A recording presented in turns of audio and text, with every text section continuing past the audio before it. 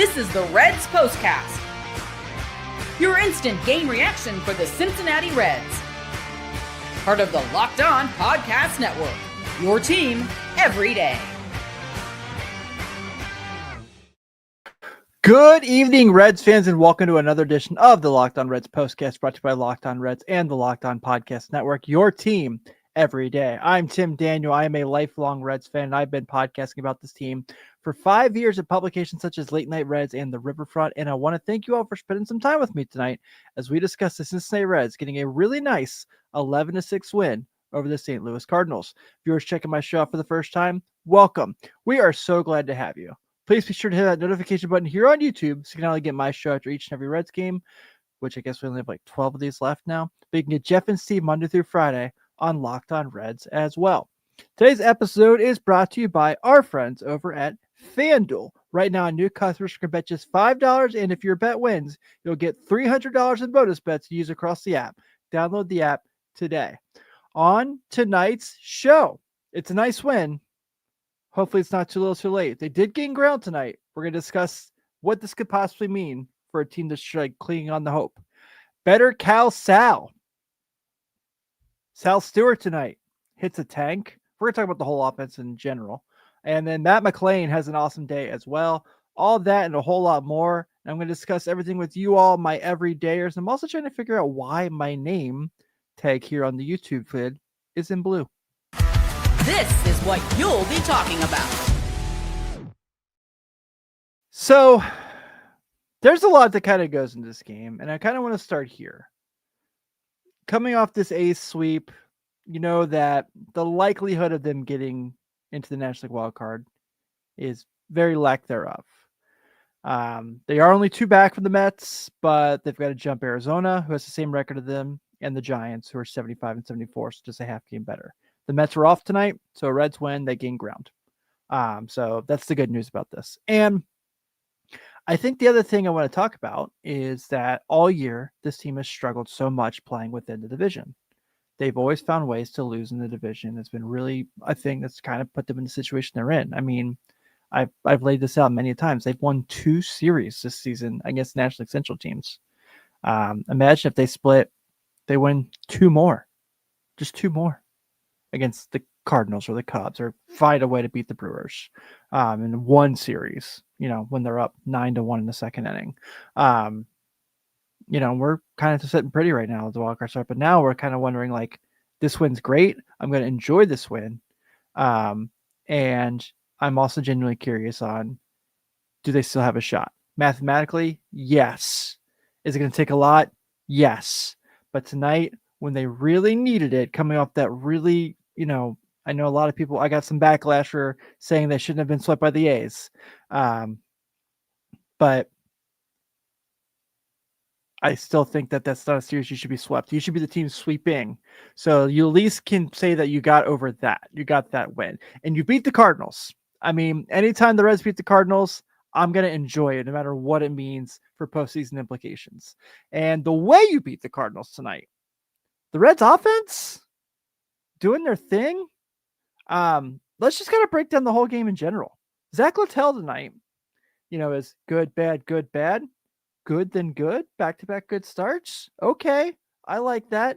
Yeah, Jason, I completely agree. They should not have been swept by the A's. I got a lot of people mad at me about that when I said that yesterday.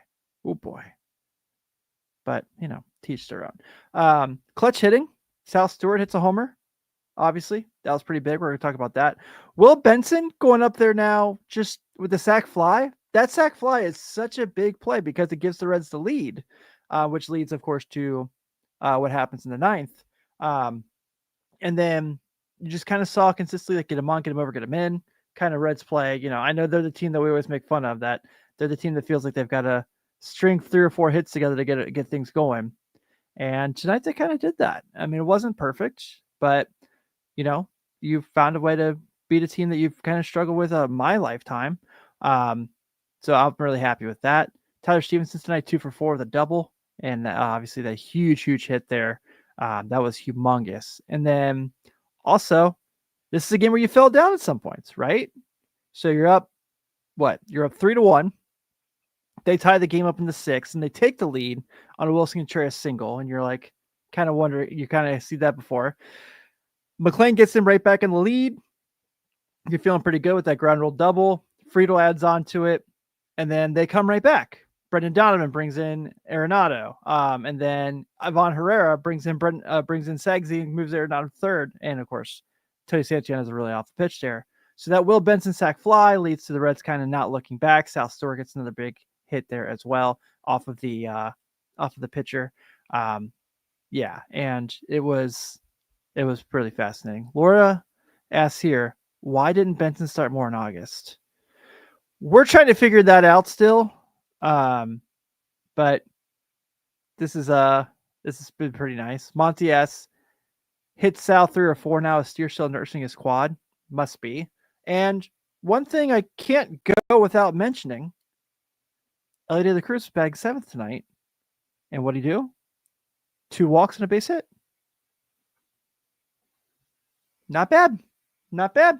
Not saying that's the long-term solution for him, but I'm very open these last 12 games to just having Ellie De La Cruz at the bottom of the order because I'm done fighting for a day off for him. That's not happening, obviously, at this point. But with, the 2 big leg injuries, this is going to be something that kind of goes in there as well.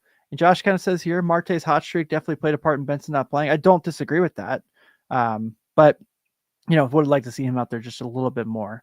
And so it's a huge day for them in a while. And Jason says, that's the emptiest I ever heard, Busch Stadium. I lived in St. Louis for a while and it was never like that. Well, you know what they say? The best fans in baseball always show out. And when you really need a big moment in a Reds game and you're just like clutching on, that everything's on the line. You got to win every game you possibly get. You know what you do? You better call Sal.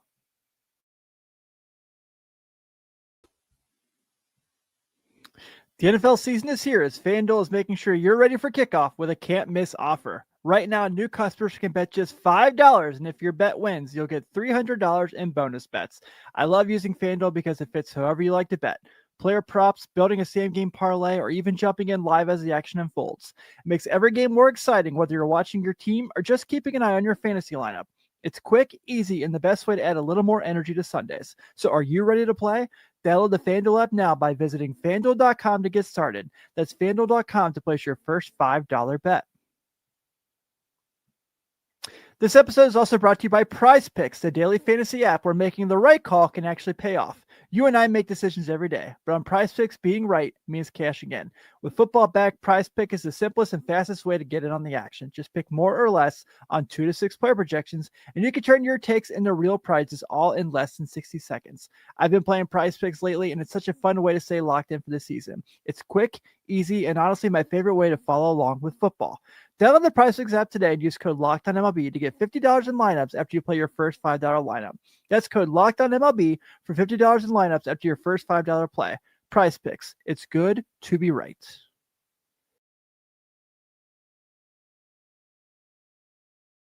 Want to give a quick shout out to our everydayers here on the Reds Postcast. Thank you all so much for spending some time with me here tonight as we finally discuss the Reds win. I know it's only been like 3 days, but it felt like a lot there.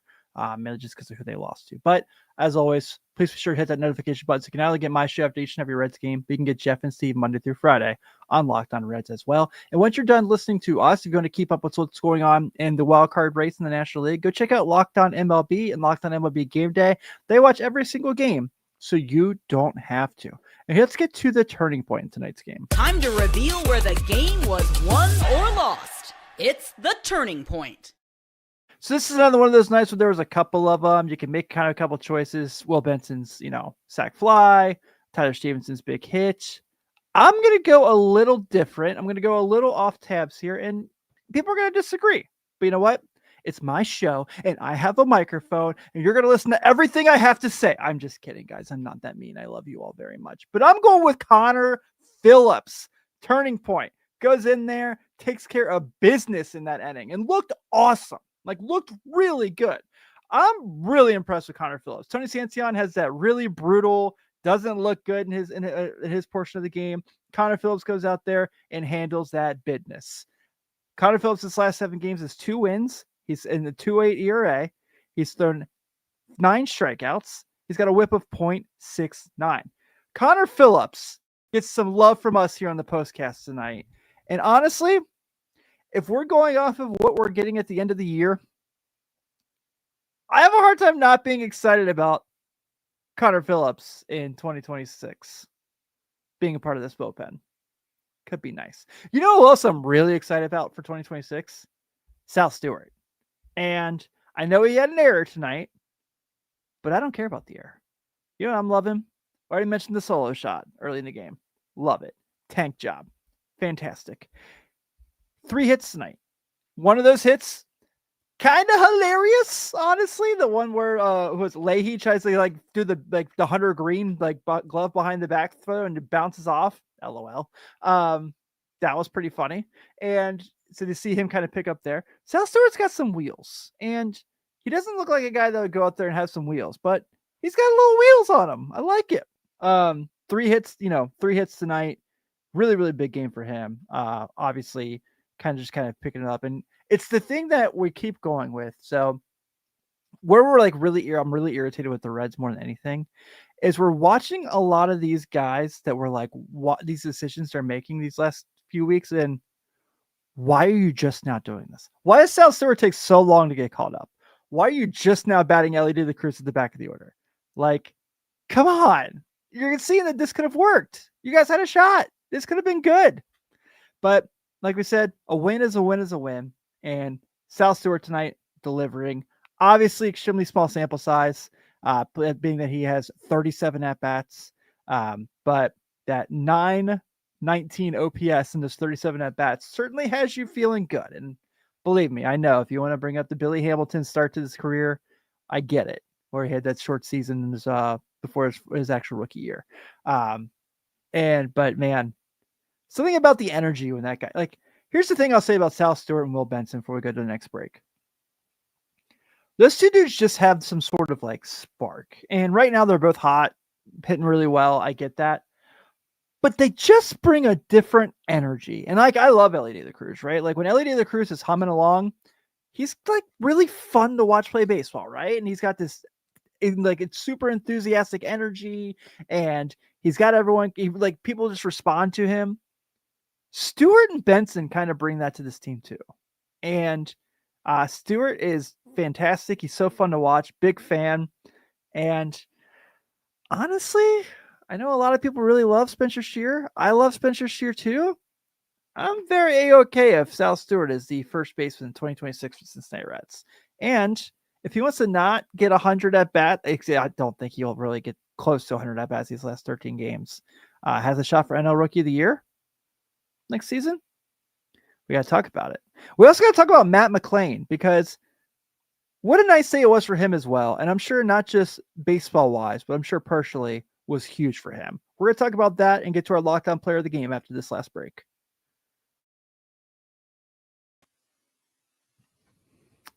You've probably seen a million ads for hair growth products and thought, sure, like that actually works. There are so many products out there, and it's hard to know which ones are actually going to do anything. That's why you should give Nutrafol a closer look. Nutrafol is the #1 dermatologist recommended hair growth supplement brand, trusted by over 1.5 million people, and is not just hype. This is a supplement clinically tested that targets the root causes of thinning and shedding with a proactive approach. Whether you're at work, out with friends, or even just getting ready in the morning, Nutrafol gives you more confidence in your daily routine. I love that Nutrafol is simple to add to your day. 4 pills with a meal, no prescription needed, easy. And you can feel good about it knowing Nutrafol is NSF certified and backed by peer-reviewed studies. See thicker, stronger hair with less shedding in just 3 to 6 months with Nutrafol. For a limited time, Nutrafol is offering Locked On MLB listeners $10 off your first month subscription and free shipping when you go to Nutrafol.com and enter the promo code Locked On MLB. That's Nutrafol.com, promo code Locked On MLB.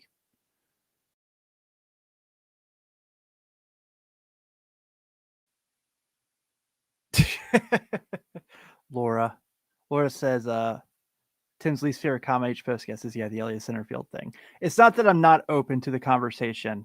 I just don't think it's necessary to have it with 12 games left in the season. I'm sure Jeff and Steve and I, whenever I'm on, hopefully all the time, Jeff, Steve, are you listening? We'll be having that conversation quite a bit through the offseason. But yeah, I mean, at this point, I'm open to the conversation. I'll see what happens. see how it goes. Let's get to our Locked On Player of the Game. This is the Locked On Player of the Game. It's another one of those nights where there's multiple guys you get thrown in there. Miguel Andujar has a shot for his big hit. By the way, nice to see him in the lineup. Austin Hayes has 2 hits. Sal Stewart's probably leading candidate. Tyler Stephenson's big hit there. Zach Littell was decent. Connor Phillips was awesome. And Matt McClain was really good. But I think I'm going to go Sal Stewart. I think Sal Stewart definitely earned this one. But one guy who definitely should be in the conversation is Matt McClain. And Matt McClain's season is one where, like, I'm a big Disney guy. I love Disney World. I love roller coasters. If you've ever ridden Space Mountain for the first time, when you get in there and it's dark and you have no idea what's coming, that's basically been the day-to-day operation of Matt McClain this season.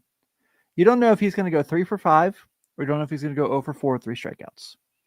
And it's been frustrating, but I still really believe in him. I still really think that he just needed to get a year under his belt with that shoulder, and you can see the bat speeds coming back. And he was really struggling there for a bit. It